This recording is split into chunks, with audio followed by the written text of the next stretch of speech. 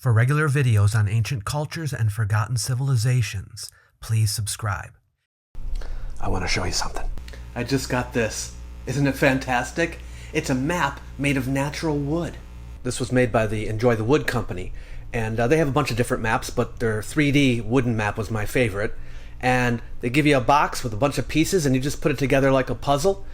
There's a super strong two-sided sticky tape that comes with it. You just put it on the backs, and then you just press it onto the wall, and it sticks. They also provide these pins with flags of the various countries, so I put the ones on the countries I've visited so far in the Antiquities Travel Guide. So now I can admire this elegant map and dream about the faraway lands I want to visit. It makes me look forward to the future with a sense of hope and anticipation. This is a great piece of wall decor for any interior. It's a mood setter, and it starts conversations. I liked it so much that I became an affiliate with the company, and now I can offer a 10% discount code for anyone else who wants to get one. And if you don't like this one, there are many other styles to choose from. It also makes a cool gift for someone else, and definitely carries that wow effect. You can get one by going to enjoythewood.com/world of antiquity, or by clicking on the link below the video. Or you can just go to enjoythewood.com and use World of Antiquity as a discount code. The modern city of Antalya boasts a rich historical backdrop, with ancient cities and Roman ruins surrounding it, adding to its allure as a bustling tourist destination. We stayed in the area for a couple of days and got some much-needed rest from our travels. But we investigated the history of the city too, examining its amazing ancient artifacts, and then headed into the hinterlands to explore some eye-popping ruins. Stick around, and I'll tell you all about it.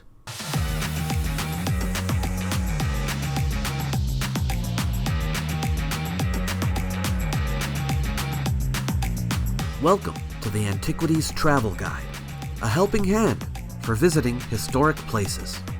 Follow us to different countries as we search for ancient artifacts. If you too wish to explore the ancient past through travel, we'll help you plan where to go, what to see, and how best to enjoy what you encounter. In this series of the ATG, you can accompany Tess and me on our trek through Turkey, homeland of the ancient Phrygians, Luwians, Trojans, Hittites, Lydians, Galatians, and Greeks. Come on, let's go.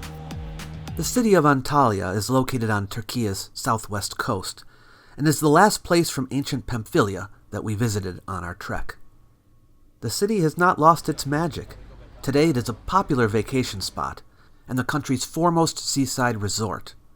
Visitors can relax down by the harbor, shop, eat at great restaurants, go boating or whitewater rafting, or swim at the beach. We stayed at the Antson Apartments in the heart of town. The place is newly remodeled, clean, and had a washing machine in the apartment. The old town and the water are within walking distance. We stayed there 2 nights, and the first day we were there was a day of mainly rest and relaxation. After a week of traveling, it felt good to slow down. We went out for breakfast as the shops were just beginning to open. Hi.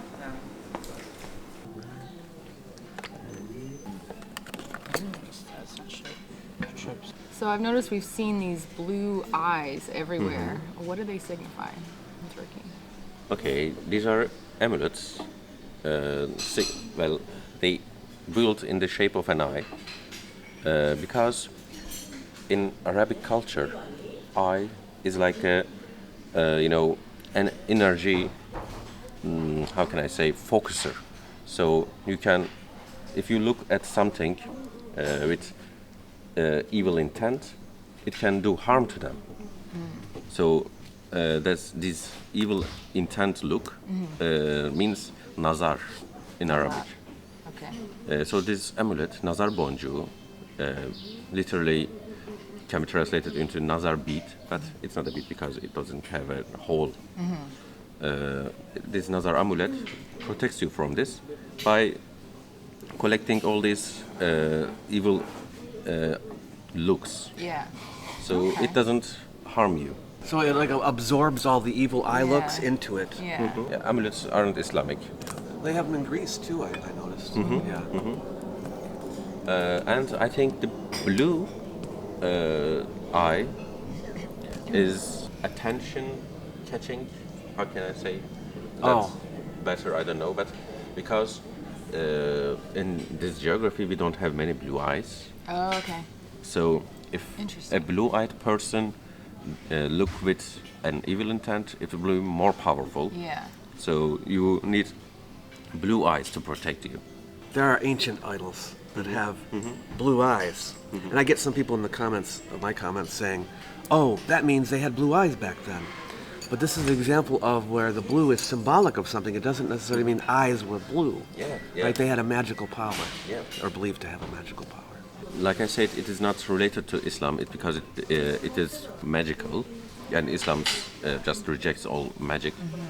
But you can find it even in the most religious families, because this belief of Nazar is, very widespread in Turkey. Even my family told stories about it. You were fine, you were healthy as a baby. Then one person came and said, "Wow, what a healthy baby!" and you felt sick for days after days. Those kind of stories. Oh, so it's like a superstition, like because they said you have a healthy baby, that made the baby not healthy. Yeah. And my grandmother did for my father, because my father was his firstborn son and didn't have a son for like years. She was wearing him with dirty clothes. She didn't want anyone to say, "What a healthy, good boy."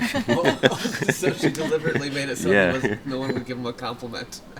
Yeah. We kind of have that too, don't we? We made like a football game or something, and we're like, "We're winning," and they're like, "Shut up!" We say break a leg. Yes, because it's Like when you're gonna have a performance, you say break a leg because you want them to do the opposite. Yeah. But if you say like, "Oh, you're gonna be great," or "Our team's gonna win," then you're like, "No, you Exactly. jinxed it." This is just to hold us till the meal. We're getting cheesed.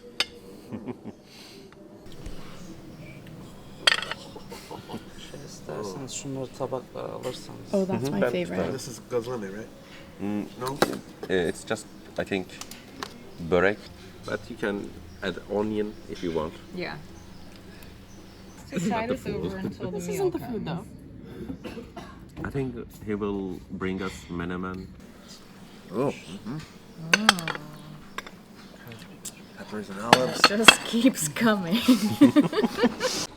Among the city's attractions, the Antalya Archaeology Museum stands out for its remarkable collection of artifacts, sourced from the surrounding regions. Although this was a rest day, I did make everyone go. I mean, come on, it's one of the best museums in the country, right? So in Turkey, you can't actually get an Uber. Ubers are not legal here, so you have to take a taxi. And we are in Antalya right now, and they only take cash, so just FYI. Yeah.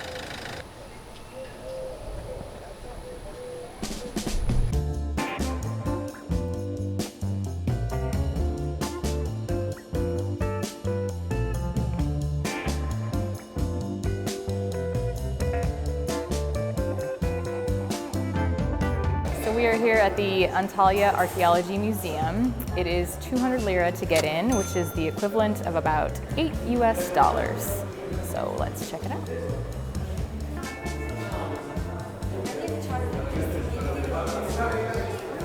The museum houses a diverse array of archaeological treasures, spanning various periods: Stone Age, Bronze Age, Classical, Hellenistic, Roman, Byzantine, Seljuk, and Ottoman, providing visitors with a comprehensive journey through Anatolia's Mediterranean coastal region across the centuries.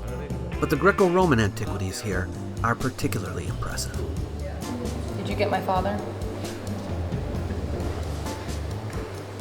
Ear studs. Check out those ear studs. And these are seals where you stamp them into clay to put your mark on them. For visitors seeking deeper insights, the museum offers an excellent audio guide, providing detailed commentary on each exhibit. Upon entering, we encountered the Hall of Natural History and Prehistory, showcasing fossils and prehistoric artifacts, including significant finds from Karain Cave. People have been here a long time.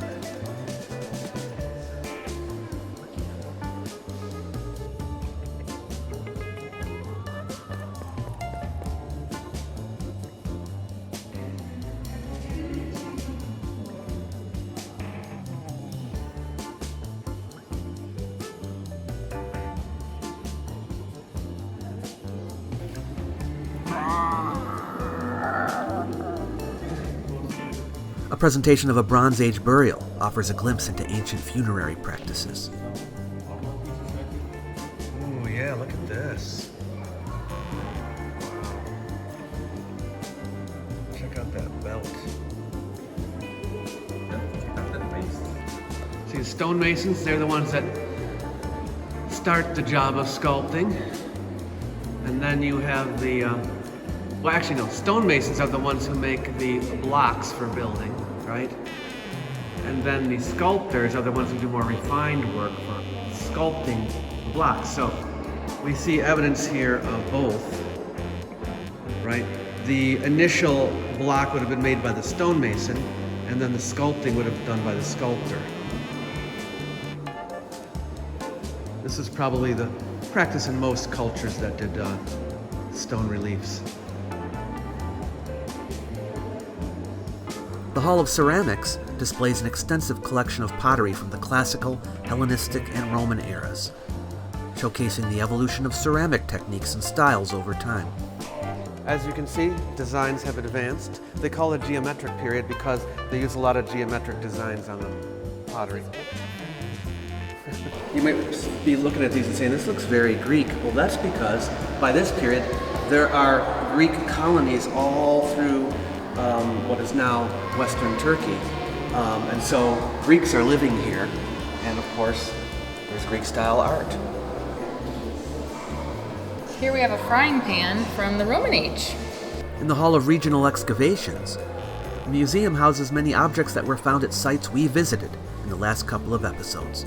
Lirba, Sida, Perga. It seems to work out best to come to a museum after visiting the site because you have a better idea in your head of the archaeological context. Isn't this beautiful? This is a bronze cast of Hermes. It's from the Roman period, from Patara, and it was part of a fence. These holes on the side is where the wood railings would have gone along, and there was a few of them. They're usually put at the gates. So Hermes would be on fences, gates, entrances to things, because it was believed that he protected the place from evil spirits. In the Roman period, sometimes they made Hermes look like Dionysus, but here he actually looks kind of like Hermes. Archaic period, limestone sphinx. Isn't that cool? Yeah. The Greek sphinxes had a unique look. Many of the things that are no longer in Perga were brought here. And so now we get to look at them. Oh, this is from Sida right here. Perga. Beautiful.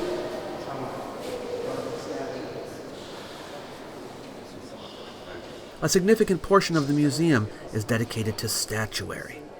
Notable among these sculptures is the Dancing Lady, now a symbol of the Antalya Museum, an exquisite statue found at Perga, capturing the graceful movements of a woman mid-dance. Assembled from discovered fragments, this sculpture exemplifies the museum's commitment to preserving and presenting monumental works of art with meticulous attention to detail. The museum also showcases sculptures of Roman emperors, including those discovered in Perga. Marcus Aurelius wore a beard, Hadrian wore a beard. In those days, if you wore a beard, you were trying to look like a philosopher. An intellectual. See, intellectuals wear beards.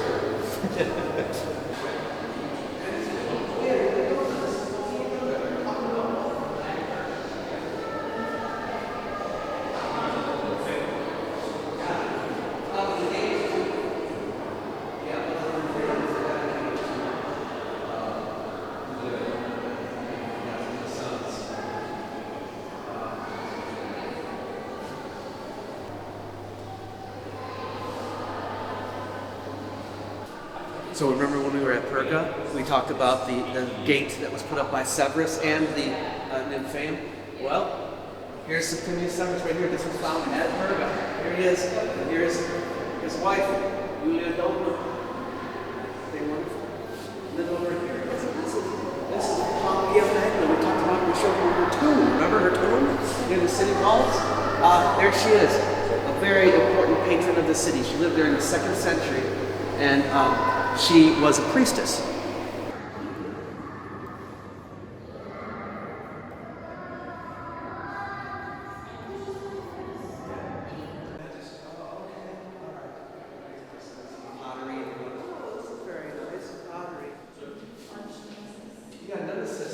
She has RBF. Yeah, that's me. Don't knock him.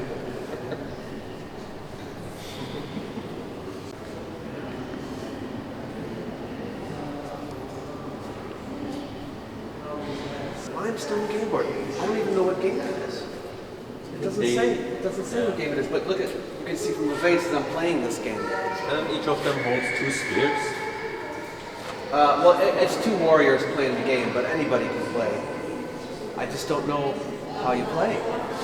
I'm a big board game lover. Well, they have.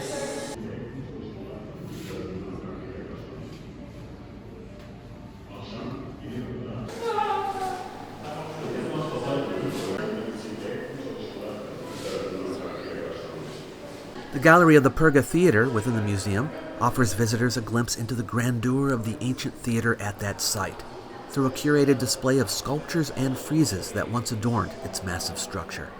Among the highlights is a monumental statue of Alexander the Great, adding to the allure of this beautifully curated hall.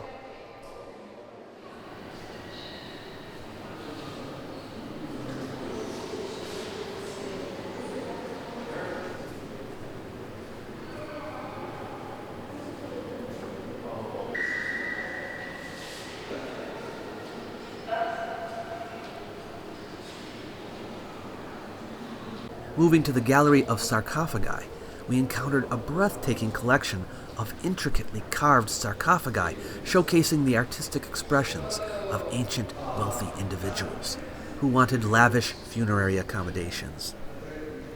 These ornate stone coffins feature stunning panels adorned with floral motifs and intricate figures, reflecting the sophistication of art during classical times.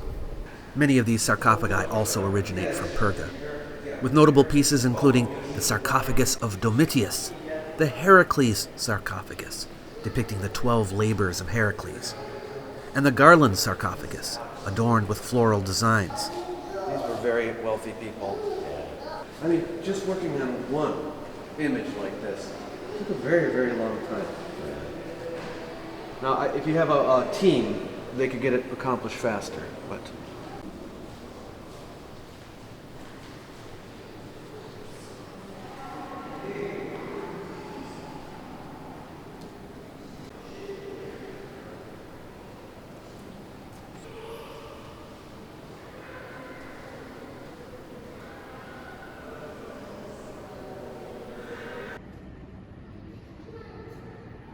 Yeah, they do kind of like a temple. Yeah. Isn't this absolutely incredible? I think it was a Heracles fanboy.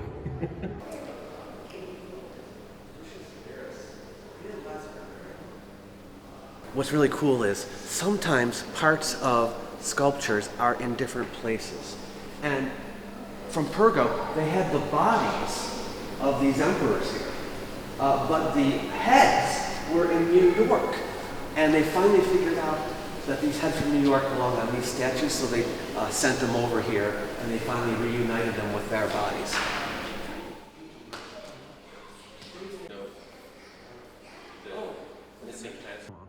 Or maybe it just broke off. I think it broke off when it fell.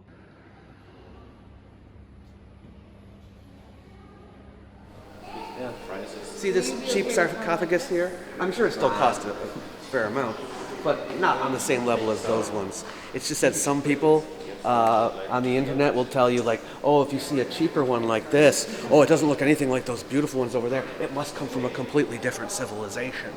No, you get what you pay for.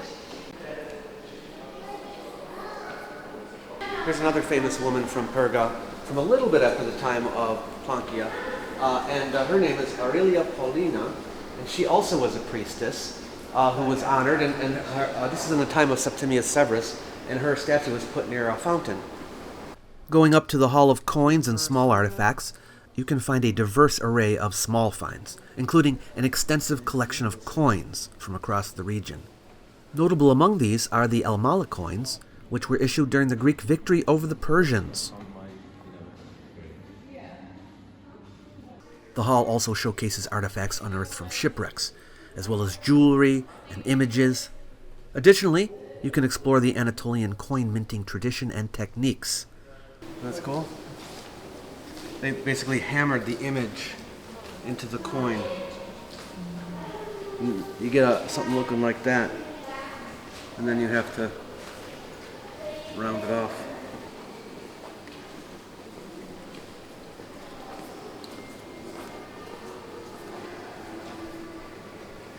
The city of Antalya was founded as Attaleia in 150 BCE by Attalos II, the king of Pergamon, who named it after himself and established it as a naval base for his fleet. Excavations have revealed traces dating back to the 3rd century BCE, indicating that his city may have been a reconstruction and expansion of an earlier settlement. In 133 BCE, upon the death of Attalos III, a nephew of Attalos II, the city was given to the Romans along with the rest of the kingdom. During the Roman period, Attaleia flourished and prospered, becoming a significant city within the Roman province of Pamphylia Secunda, with its capital at Perga. According to the book Acts of the Apostles in the New Testament, Attaleia was visited by Paul of Tarsus and Barnabas. This one is kuşbaşı. Kuşbaşı means you cut the meat cubically to little pieces. These are kashar. We saw kashar before many times, and this is just minced meat. We call it kıyma. Looks delicious. Yeah. I've had it before. Oh, nice. I mean, not here, but yeah. I got a doner. Durum doner. Because there is a modern city here, there isn't a whole lot of the ancient city left to see. The best preserved monument is Hadrian's Gate.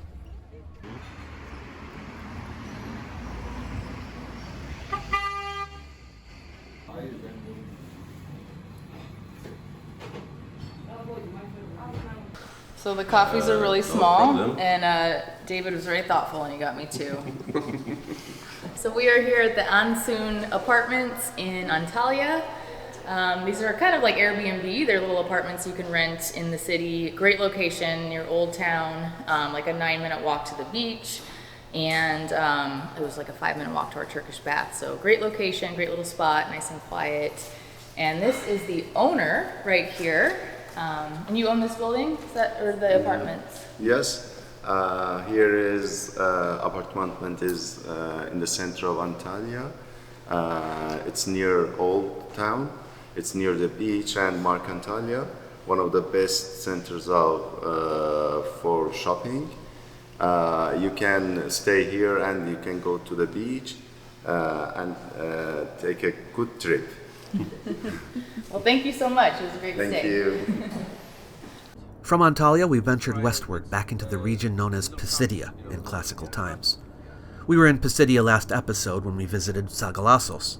The Pisidians were probably in this territory as far back as Hittite times, and in fact, Hittite records speak of a settlement called Salawasa around here, and it seems likely that it means Sagalassos. Now yes, no material remains from Hittite times have been found yet at Sagalassos, but the written evidence suggests there was at least a village there. Most likely, Pamphylia, where Attaleia is, and Pisidia, where we're going, were inhabited by the same people, ethnically speaking. No doubt there were different dialects, but the tongue spoken in both these territories was probably from the Anatolian branch of the Indo-European language family. The languages have gone extinct, however, and the Pisidian language we don't know a whole lot about. Sagalassos was Pisidian through and through, but the city we're going to has a more complicated history. Many tourists journeying along the Mediterranean coast are completely unaware of the existence of the site of ancient Kibyra. However, in recent years, large billboards have emerged to promote this historical gem. It lies within the township of Gullisar, in the southwestern part of the province of Burdur. Accessing Kibyra can be challenging without a car, as organized tours are scarce and public transportation is virtually non-existent, but that means you won't have to worry about crowds. Along the access road you can see tombs, remnants of the city necropolis. Oh, you can see it's a cemetery. Look at all the sarcophagi. Sarcophaga.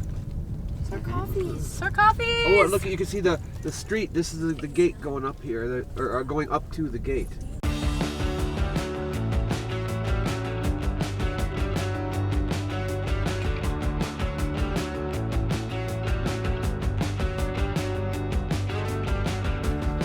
Sitting atop hills west of the modern town, Kibyra overlooks beautiful pastures. Lake Gullisar and Mount Kochash, visible from here, enhance the scenic beauty of the ancient city. Okay, so we just arrived at Kibyra. It's about a 2-hour drive from Antalya, where we spent the night. And it's a bit of a drive up this mountain. You get in at a little bit down there. The museum passes do get you in, and there's some parking up here. It's not quite as hot as the past couple days, but it's still very sunny, so, and not a lot of shade, so bring your sunscreen. But let's check this out.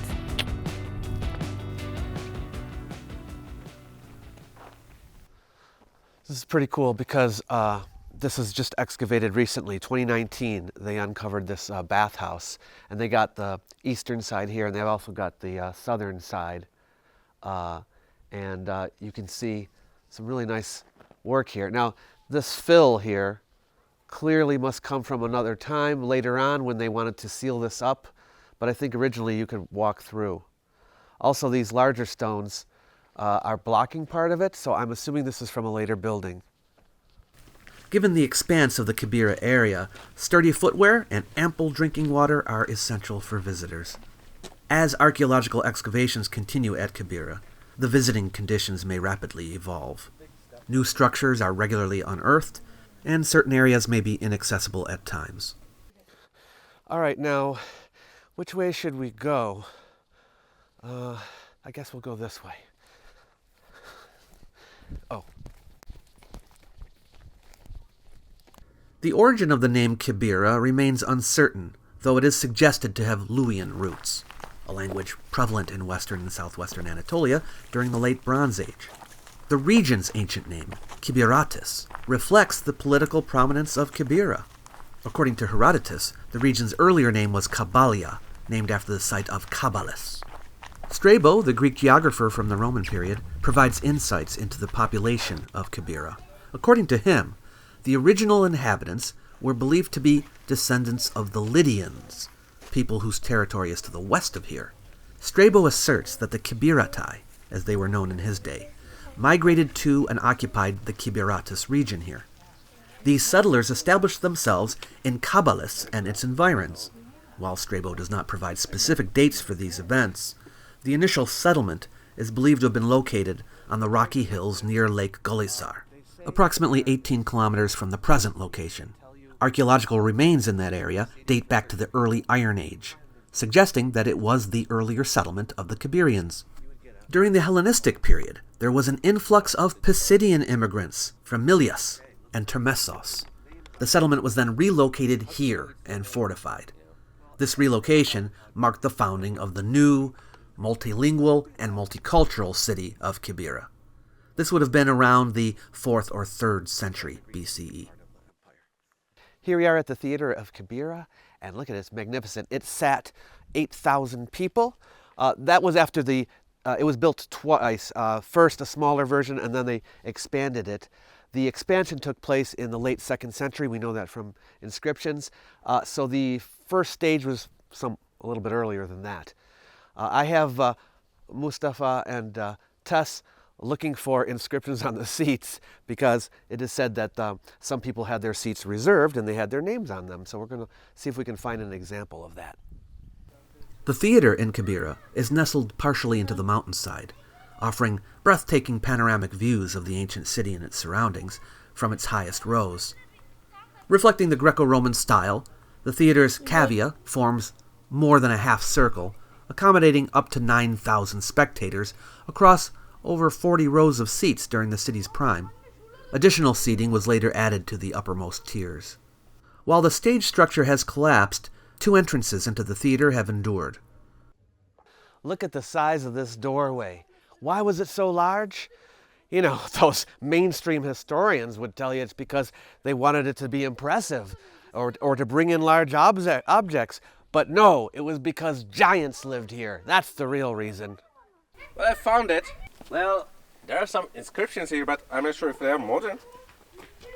Yeah, I think you might have something here, Mustafa. Yeah, it's Greek. See, there's a fee here. Uh-huh. Yeah. So I found it. Is that the last letter? I think there's more letters. That's a victory for me. It's hard to tell what the name is here. I can't make it out, but it is Greek. So this could be someone's name. I thought the inscriptions would be a little bit nicer, but it's almost like they just carved it in themselves. Like, this is my seat. I'm putting my name on it. So this is really cool. This is actually all the names of the donors who contributed to making this theater. Kibyra's environs served as a crossroads of diverse cultures, including Pisidian, Lycian, Phrygian, and Carian, as well as bustling commercial routes spanning east-west and north-south directions. This strategic location contributed to the city's significance and its role as a hub of cultural exchange and trade. Kibyra strengthened its position by establishing a tetrapolis federation with the neighboring cities of Bubon, Belbura, and Oinoanda. It's interesting that these all were Lycian cities, whereas Kibyra was largely Lydian and Pisidian. The Federation of Four operated under a constitution and was governed by tyrants. Known as Kibyratis, the Federation granted Kibyra double voting rights due to its significant military strength, boasting 30,000 infantry and 2,000 cavalry, while other members held a single vote each. Yeah. And then again, it could also be an abbreviation. He gets really excited and forgets about us sometimes. Look at this. It's filled up a little bit, so it's a little shorter than it would have been back then. But looks like you can access the rear chambers here, the rear hall. I think it's mud has built up on the floor. But actually, this is just the entrance. So you would have entered through here to get to the maybe upper rows of seats. You'd come in through here. But this has all been filled in. I'm thinking that the steps went down, right? So you're coming up to get inside here. And then you can enter the theater this way. Look, and they got some decorative elements above the door. Even in a theater built, in the same time period, they have some stones they don't bother dressing too much. Or to put it another way, the rough look is a look. It's a look that you want for some parts of the theater. Whereas other things you want very finely dressed. During the reign of Eumenes II, who ruled from 197 to 159 BCE, Kibyra came under the sovereignty of the Kingdom of Pergamon for a brief period. During the 2nd century BCE, Kibyra experienced significant growth and emerged as a powerful city. The earliest mention of Kibyra's interaction with the Romans is found in Livy's account of Gnaeus Manlius Vulso's military campaigns in 189 BCE during the Galatian War. Manlius approached Kibyra from the upper reaches of the Meander River Valley, likely advancing through Caria. Moagetes I, the tyrant of Kibyra at the time, agreed to Manlius's demands for 100 talents of silver and 10,000 medimni of wheat as tribute. Strabo says that Kibyra was always ruled by tyrants, but still they ruled it with moderation. Several of them had the name Moagetes, so it seems to have been a dynasty name. After the Treaty of Apamea in the following year, Kibyra once again became part of the Kingdom of Pergamon. In 133 BCE, following the bequest of the Kingdom of Pergamon to the Roman Republic by the last Attalid king, Attalus III, the region was reconstituted as the province of Asia. However, it remains unclear whether Kibyra was incorporated into the new province or granted autonomy like Lycia. I'm just marveling at these outer stones here. Look how well dressed they are. Beautiful here, right? These rectangular frames, and then of course they rough out the middle here, but they're really nicely done. And back in the day, these would have been beautifully white.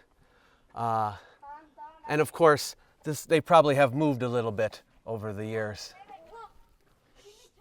The Kyberatus Federation was finally dissolved by the Roman general Lucius Licinius Murena in 83 BCE during the Second Mithridatic War, and the last of the tyrants deposed, with Kibyra's territory being absorbed into Phrygia.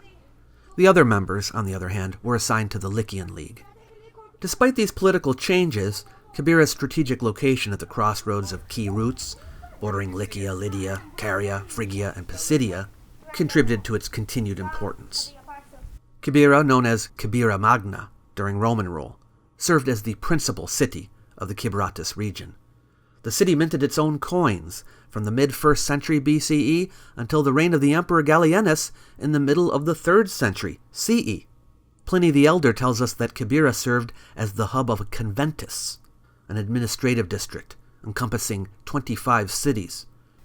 Interestingly, despite its strategic importance, the city did not require extensive fortifications, likely due to a combination of its naturally defensible terrain and robust military strength. Strabo notes that in his time, the Kybratai still spoke 4 languages: Pisidian, Solimian, Greek, and Lydian. Remarkably, Kibyra was the last known locality where the Lydian language was spoken, as it had become extinct in Lydia itself. Most of the surviving buildings in the ancient city date to Roman times, particularly after 23 CE when a devastating earthquake struck, destroying much of the city. Thanks to financial assistance from Emperor Tiberius, the city was rebuilt. Most of what you see comes from after the time of the earthquake. Look at this! This is fantastic. Original tiles. Are those original? Yeah, they look original. Oh my gosh! Look at the condition of this floor. Yeah. Did you see this? It's almost in perfect condition. Look at this gorgeous floor. And you can see here some of the darker ones. That's what it would have looked like, you know, when it was cleaned off a little bit more. If you are cleaning this every day, brushing it off and washing it, you'd have much more brightly colored stones. But it is amazing. Look at how well preserved. And look how long it is. And most of it's here.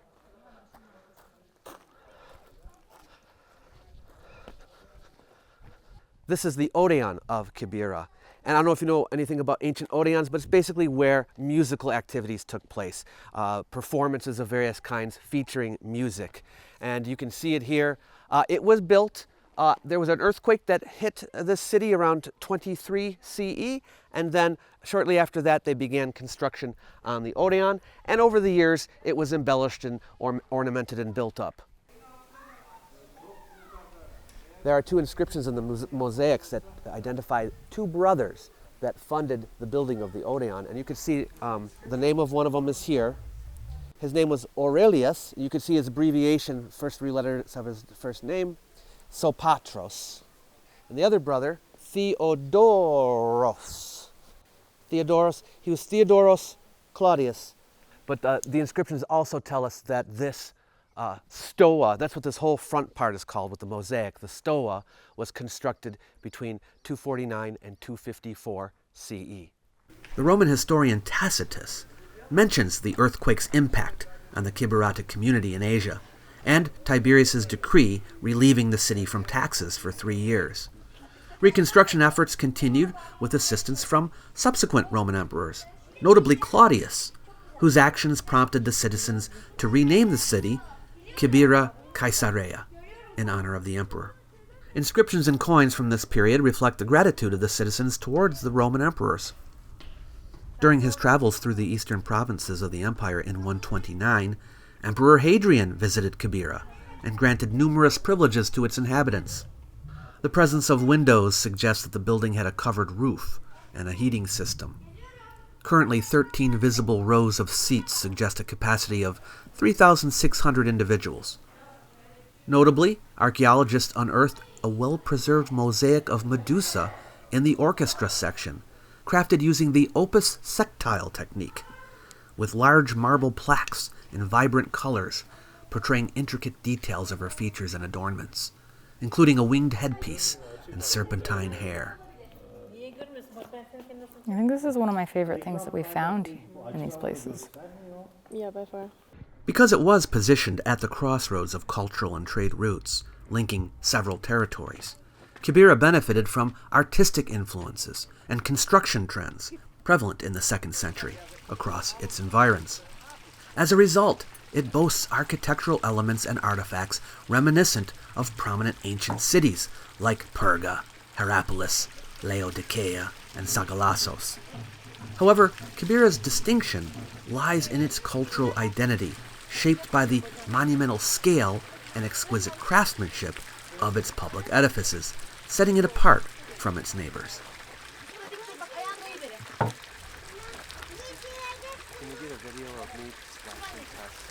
Oh, this is cool. Look at this drain. That's the original drain. Isn't this cool? It's still there after all this time. Wow. 2 artists of Kibyra were made famous in a Roman legal case against Gaius Verres in the 1st century BCE. Verres was a magistrate who got in trouble for his misgovernance of Sicily. Cicero was the prosecutor, and his speeches were afterwards published in his book, the Verenes, which has survived until today. In one speech, Cicero says that there were 2 brothers from Kibyra, Tlepolemus and Hiero, one a wax modeler and the other a painter, who fled from Kibyra when they were accused of robbing the temple of Apollo here. They took refuge with Verres, whom they knew as a connoisseur of the arts, when he was visiting the province of Asia. He took them back to Sicily, and apparently they assisted him in numerous criminal activities. I take selfies once in a while, like... I take selfies once in a while.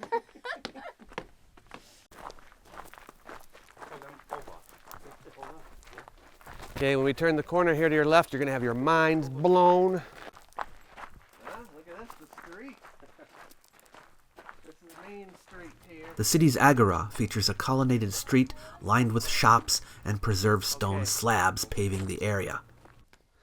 Here we are on the main street, which, by the way, this is about 40 meters that's been excavated. It continued for 800 meters all the way up. Wow. The agora had 3 terraces. You can see the remains of the shops all along the side here. Yeah. And there was a underground sewage here, and also pipes for bringing water from one place to another underneath the pavement. Yeah, look at this door frame. I think it just ran downhill. A monumental portal adorned with lion and winged human motifs, and a marble cistern illustrate the architectural grandeur of the city's agora. We're going to get in the car, we're going to go down to the first part. See, terracotta pipes. Yeah, water would have come out of here, filled this up. So I'm not sure what technology was used to have the water come out, but it was siphoning, maybe? I don't know. Oh, the Archimedean pump. Yeah. Oh, look, someone wants to sell us something. I have rocks. Oh. How much? Those are the best I have seen. 200. No. 150. Okay. Artifacts discovered in this area offer insights into daily life, including a 2nd century game board incised on a marble block. The same. Symbols. Yeah, same symbols. What, do you think they played right here? I don't know. It could be. I don't know. But was this, a fountain? Look, it would have come here on the bottom as well. This must have been full. This must have had all sides or something? Well, yeah, maybe water was in here, but it must have come out right here. Oh, there's a drain there. This is, I think, a drain. And look, it appears to have been added later because this was here first. Maybe the wall went all the way around and this was full. That could very well be. Could it be that? Oh, in other words, these are drains. These are all drains. If the water went up here, right, you don't want to get too high. You don't want it to overflow. So this is where it goes down. Right? I think that's probably what happened. Historical records, including mentions by the poet Horace, depict Kibyra as a bustling hub of trade, particularly known for its abundant iron ore. The city's iron was renowned for its softness, making it easy to cut with simple tools. Ancient sources also highlight Kibyra's thriving leather industry, as well as its reputation for horse breeding. Commemorative inscriptions found in the Agora attest to the importance of these industries. The stadium, stretching 195 meters in length, is one of Anatolia's largest and best preserved stadiums, accommodating up to 10,000 spectators. With one side supported by the hillside, the stadium boasted 21 rows of seats on one long side and 5 rows on the other, offering spectators a panoramic view of the plains below. Adjacent to the stadium stands a building constructed in the style of a temple, believed to be a martyrium, dating back to the early Byzantine period. The structure consists of a main room, accessible through a small vestibule, with 2 columns flanking the entrance. Excavations revealed a burial chamber beneath the main room. Who the martyr was, I don't know. Check out the dung beetles. Moving a ball of dung. However, Kibyra faced challenges, including another devastating earthquake in the year 417, which, coupled with economic difficulties, hindered the city's reconstruction. In the Byzantine period, around the 6th or 7th century, the Agora's supporting terrace was repurposed into fortifications to defend against external threats. Despite these efforts, Kibyra's territory gradually diminished, leading to the abandonment of the city by the 8th century. The remaining residents relocated to the settlement of Horzum, now known as Golisar. Speaking of which, we were hungry, so we looked around in Golisar for something to eat, and we lucked out because we found a clean and comfortable restaurant called Ikinci Bahar Ayla, with very good food.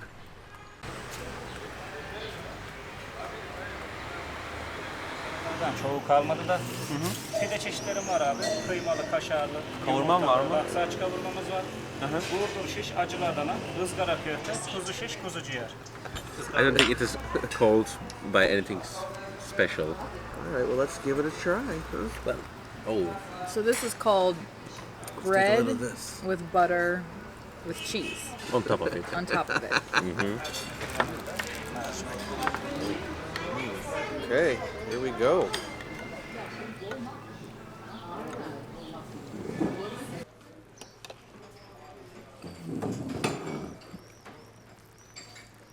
From here, we will make our way into Lycian territory. Who are the Lycians? You're going to find out in our next episode, because we will be exploring the region of Lycia, and we'll be visiting the ruins of 3 of its ancient cities.